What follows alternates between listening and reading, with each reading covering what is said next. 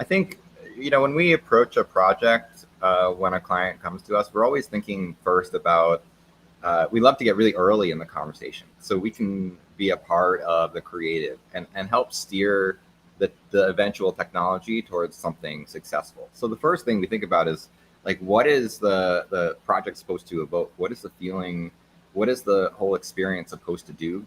And then we'll start figuring out, okay, what are the technologies that might make sense here, that might not even be thought about on the project's perspective. And so it's really about the concept first.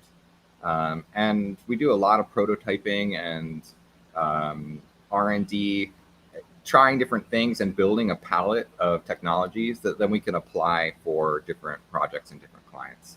And all of these R&D projects will try and find some way that we can build our own artwork out of it and experiment with it and practice it and bring it into our own, in our own portfolio as a way of,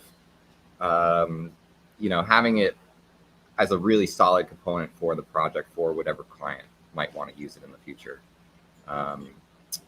What's a good example? I guess the touchable walls is a good example for that. That was something Harvey worked on for a little while, but we just decided one day, we're like, okay, we're going to work on touchable walls. We're going to put it up, not necessarily for a client, but just let's get some ideas. What can we put on this wall? How can we make this more exciting than your average, just like, touch the wall?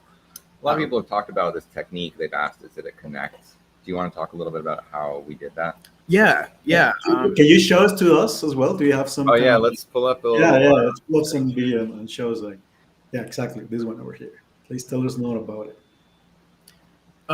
So instead of using a Kinect to sort of track where the hands is, we actually made our own sort of laser light plane across the surface of the wall, and it's infrared laser. And then we have a camera watching it. So essentially, the camera will just see whatever breaks that plane. And we found it's a lot more accurate and a lot faster than Kinect. So you can get like individual fingers really easily. And it just feels a lot more real. And people love playing with it. I mean, I love playing with it. I'll turn it on and just mess with it for a while. Yeah, actually, even with lidars, making this technique with the lidar, especially with Hokuyos and all of these type of lidars, they seem to be a bit slow. I mean, this is kind of like my personal experience with this type of techniques. They seem to be, like the response between all of these kind of like thing that is happening.